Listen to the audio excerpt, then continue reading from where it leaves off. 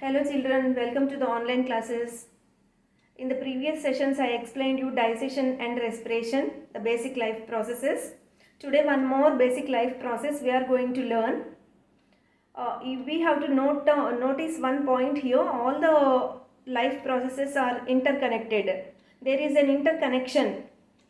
Suppose you see digestion, the nutrients are carried to each and every cell, and among these nutrients the glucose is getting oxidized during respiration. In respiration, energy is released as a result of oxidation of glucose. That's what you have learned, isn't it? So today we have to learn how this oxygen is transported in the body. For example, if we want to move from one place to another place, there are different means of transport for us: landways, airways, waterways, like that. In our body, for the transport of this oxygen, there is a medium, that is blood. How the blood flows. Suppose the water has to flow. How the water flows? Through pipes, isn't it? Can the liquid flow? Can the liquid move like that without any closed instrument? No, it's not possible. So the water flows in the pipes. There are pipeline connections in our house. Like that, in our body also, blood passes through pipe-like structures. Those are called blood vessels. What are they called? Blood vessels. These blood vessels are of two types. Two types of blood vessels are there in our body. Suppose if you see, if you watch your forearm at the wrist, blue color blood vessels we can observe. They will be light blue in color. So these are veins. What are those blue color vessels? Veins. Are they blue really? No, they are not. They are red only, but they appear blue because in these blood vessels there is carbon dioxide. How this carbon dioxide enter these veins? Let us discuss that also. Just before that, what are veins and what are the blood vessels that carry oxygen called? We can discuss. So the blood vessels that carry carbon dioxide or veins, they appear blue in color, but there are some other blood vessels which carry oxygen. They specially carry only oxygen. So two types of blood vessels are there. They are arteries and veins. Arteries carry oxygen, veins carry carbon dioxide. Is it clear? So each organ is supplied with blood vessels, either arteries or veins. Both are necessary because they have to take oxygen to that organ, and from that organ carbon dioxide must be taken back. So every organ, not only every organ, every cell in our body, every living cell is richly supplied with these blood vessels, both arteries and veins. But the thing is, the arteries are separated into branches. A big larger artery it gets separated into small branches, and again these small branches still divided into very small branches, because the cell is very minute. Can we see it with our naked eye? No, it's not possible. We have to use an electron microscope. Means what? How small it is we can understand. So these blood vessels also accordingly they divide and form very small branches. Both veins and arteries, they divide like that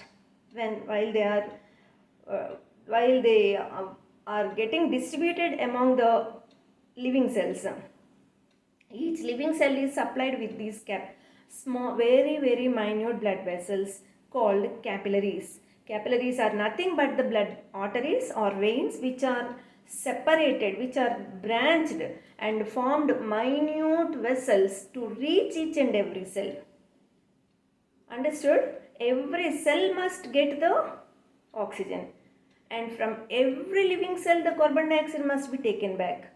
That is the purpose of these very minute blood vessels called capillaries.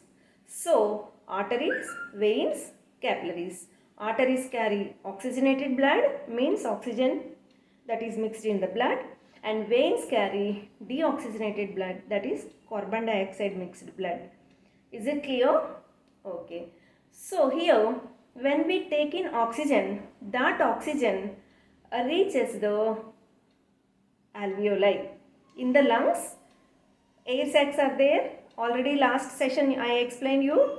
The alveoli are filled with this air, and from here the blood vessels, that means the capillaries especially, which are attached to these alveoli, absorb the oxygen, and all these capillaries form into a large blood vessel that is called pulmonary vein. Here one amazing or interesting fact is, all the capillaries from the alveoli unite to form a larger blood vessel that is called pulmonary vein. Actually, all the arteries carry oxygenated blood, I said. But here, from the alveoli, the capillaries absorb the oxygen and form a larger blood vessel that is called pulmonary vein. Pulmonary vein is the only vein which carries oxygenated blood. All the other veins carry deoxygenated blood, but pulmonary vein carries oxygenated blood. This oxygenated blood is taken to heart. So, we have to learn about the structure of heart. Heart has internally 4 chambers. The walls of the heart are made of cardiac muscle which can contract and expand. Isn't it in tissues lesson last year you have learned? So this cardiac muscle can contract and expand. Inside the heart, if we observe the internal structure, there are 4 chambers. Upper 2 chambers are called atria, singular atrium, and lower 2 chambers are called ventricles. The upper 2 chambers, atrium or atria.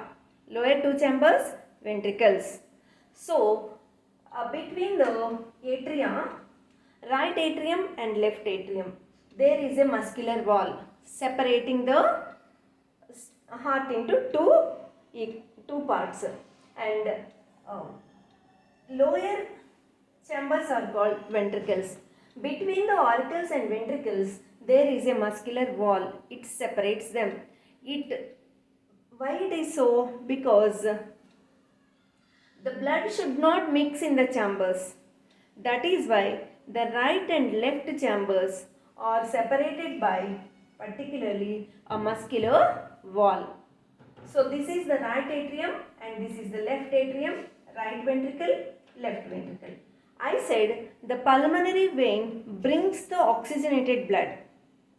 Pulmonary vein is the only vein which brings oxygenated blood from alveoli to heart. The pulmonary veins reach the left atrium. The pulmonary vein opens into the left atrium. This is the left atrium which is receiving oxygenated blood, means oxygen from the alveoli in the lungs, along with with the help of pulmonary vein. The left atrium receives oxygenated blood.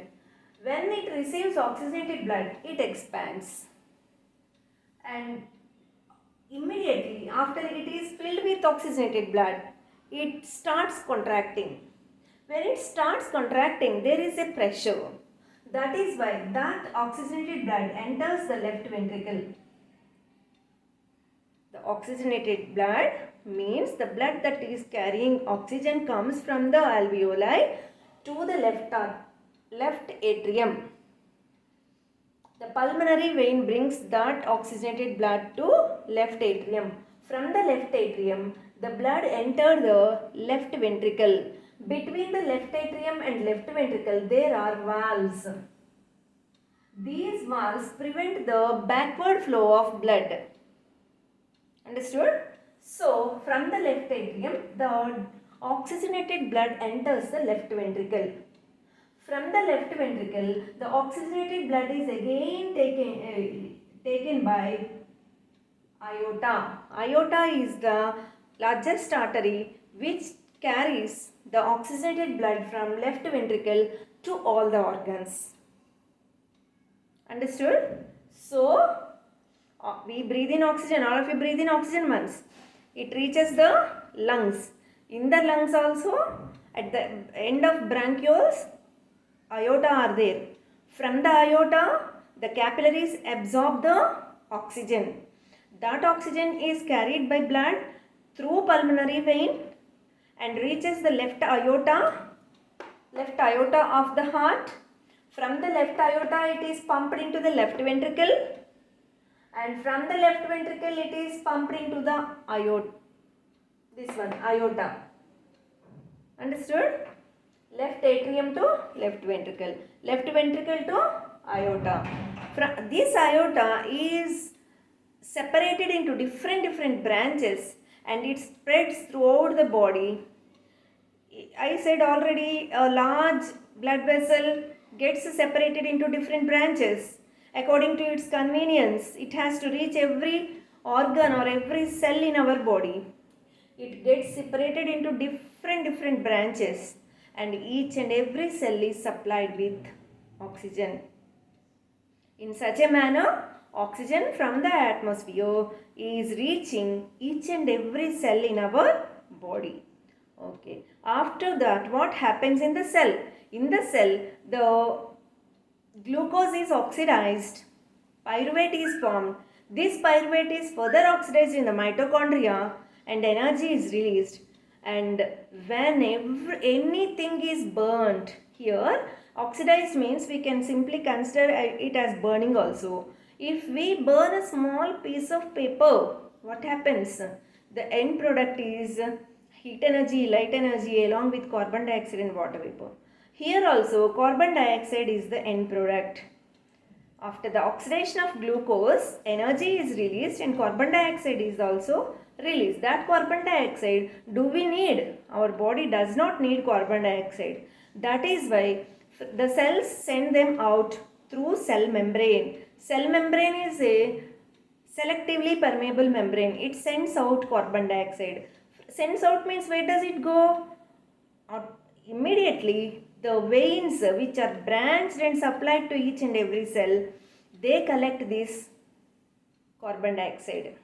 So, every cell in our body is supplied with both capillaries from the artery and capillaries from the vein. The capillaries from the artery supplies oxygen and capillaries of the veins absorb carbon dioxide from the cell. So this carbon dioxide, what happens now? It is all these capillaries form a larger blood vessel. Here in our body, from the head, neck and hands, all the veins unite to form one single large vein, that is superior vena cava. And from the lower parts of the body, inferior vena cava, one large vein.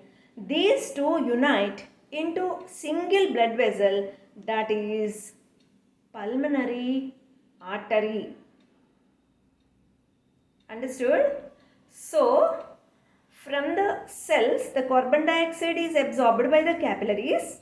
These capillaries take that to the larger blood vessel, that is the vein. The veins, all the veins from the upper part of the body unite into a single large vein, that is superior vena cava. And from the lower parts of the body, all the veins unite to form a single vein, single large vein, that is inferior vena cava. Actually, superior vena cava, inferior vena cava is not given in the textbook. I don't know why. But these two, superior vena cava and inferior vena cava, unite to form a single large blood vessel. That blood vessel is pulmonary artery, not pulmonary vein, pulmonary artery. This pulmonary artery takes the superior vena cava, inferior vena cava open into right auricle, right atrium, auricle or atrium you can say. Right chambers are auricles or atria, right atrium. From the right atrium, the deoxygenated blood enters the right ventricle. From the right ventricle, it is pumped into the pulmonary artery. As soon as the right atrium is filled with deoxygenated blood, there is a pressure created. Due to that pressure, the right auricle or right atrium pumps the blood into right ventricle, and from the right ventricle, when it is filled, there is a pressure is created, so it starts contracting and pumps the blood into the pulmonary artery. The pulmonary artery takes the carbon dioxide, means the deoxygenated blood, to lungs. Pulmonary vein brought oxygenated blood to the left atrium, and from the right ventricle, the deoxygenated blood is taken to lungs by the pulmonary artery. This is a very, very important point you have to note in your mind. You have to record it. Pulmonary vein is the only vein that carries oxygenated blood. Pulmonary artery is the only artery that carries deoxygenated blood. Pulmonary vein brings oxygenated blood from aorta to this one, right atrium. And from the left atrium. From the right ventricle, the deoxygenated blood is taken to the lungs. Means carbon dioxide is taken to the lungs by pulmonary artery. Understood? From the alveoli or air sacs, the oxygen is taken to left atrium. Always left atrium or left ventricle filled with oxygenated blood. Only oxygenated blood, left side. Right side always deoxygenated blood. Understood? Right chambers are filled with always deoxygenated blood. Left chambers are filled with oxygenated blood. Oxygen from the alveoli or air sacs is taken to the left atrium by pulmonary vein. From the left atrium to left ventricle. From the left ventricle to aorta. Aorta is divided into number of branches, and these branches spread throughout our body, and each and every cell is supplied with the capillaries of these arteries. And these capillaries supply oxygen to every living cell. In every living cell, oxidation of glucose occurs. As a result, carbon dioxide is the end product. That carbon dioxide is brought back. It is absorbed by the capillaries. All these capillaries unite into a single large vein. From the upper organs, that is superior vena cava, and from the lower organs, inferior vena cava, though they open into the right, not left, right atrium. From the right atrium, that deoxygenated blood, means with the carbon dioxide, the blood is pumped into right ventricle. From the right ventricle, the blood is pumped into the pulmonary artery. The pulmonary artery is the only artery that carries deoxygenated blood. Pulmonary artery takes this deoxygenated blood to lungs, again alveoli. From the alveoli, the carbon dioxide is absorbed by the alveoli. The air sacs are now filled with carbon dioxide. That carbon dioxide, in which way the oxygen entered, in the same way the carbon dioxide goes out. From the air sacs or alveoli, it reaches the bronchioles. From bronchioles to bronchi. From bronchi to trachea or windpipe. From trachea to larynx. From larynx to pharynx. From pharynx to nostrils. From nostrils to outside. In such a manner, oxygen and carbon dioxide get transported in our body as long as we live. This is how transportation occurs in human beings. When we breathe in air, oxygen enters the lungs through nostrils into the pharynx, from pharynx to larynx, larynx to trachea, and trachea to bronchi, bronchi to bronchioles, bronchioles to alveoli. Finally, it reached the alveoli. From alveoli, the blood capillaries, which are supplied richly on the walls of the alveoli, they absorb the oxygen and they unite into a single large blood vessel, that is pulmonary vein. The pulmonary veins take that oxygen to left atrium. From the left atrium, the oxygenated blood is pumped into the left ventricle. From the left ventricle, again the blood is pumped into the aorta. Aorta is divided into a number of branches. Throughout the body they are supplied, and these branches finally end in capillaries, arteries or veins. Finally they end in capillaries. These capillaries are supplied to each and every cell. Understood? So the capillaries take that oxygen to every cell. Within the cell, the glucose is oxidized. The byproduct is carbon dioxide. That carbon dioxide again the capillaries of the veins absorb, and they bring it to the superior vena cava, brings it to right atrium, and inferior vena cava also opens into right atrium. And see, this is inferior vena cava, this is superior vena cava, both open into right atrium. From the right atrium, the deoxygenated blood means the blood with carbon dioxide. Oxygenated blood means blood with oxygen. Deoxygenated blood means blood with carbon dioxide. That blood goes to the pulmonary artery. Pulmonary artery is again divided into number of branches, and they are supplied to the alveoli. The capillaries of alveoli release carbon dioxide into the air sacs. From the air sacs again they reach the bronchi, bronchioles, trachea, larynx, pharynx, nostrils. We breathe outside. In such a manner it is getting transported. Hope you understood, children. Read the lesson from the textbook. It will be very clear, and you have to learn this diagram heart. These are the right atrium, left atrium, right ventricle, left ventricle. They are separated by a muscular wall. The pulmonary artery is the only artery that carries deoxygenated blood. Pulmonary vein is the only vein that carries the oxygenated blood. These are the very important points. And one more thing is, what are the differences between arteries and veins? Arteries are thick-walled, whereas veins are thin-walled. Why arteries are thick-walled? Because from the heart, from the chambers of the heart, the blood is pumped with a great force, with pressure. That is why the walls may burst if the walls are thin. So the walls of the arteries are thick. But from all the organs of the body, the veins are receiving the carbon dioxide and bringing it back. So the walls of the veins, there is no that much pressure, so they are thin. And in the valves, to prevent backward flow of blood, there are valves. In the veins also valves are there. In between right atrium and right ventricle, left atrium and left ventricle, valves are there, no? Valves. Like windows, valves are there. In veins also valves are there. But in arteries there are no valves. And one more thing is, in the blood also, the red blood cells, white blood cells, platelets are there. The red blood cells have hemoglobin. That hemoglobin only is responsible for carrying oxygen. But who carries the carbon dioxide? Carbon dioxide is transported through plasma. Plasma is the liquid part of the blood. Isn't it? The liquid part of the blood is plasma, and solid part is red blood cells, white blood cells, platelets. In the red blood cells, hemoglobin is there. That hemoglobin carries oxygen, but carbon dioxide is carried by plasma. And sometimes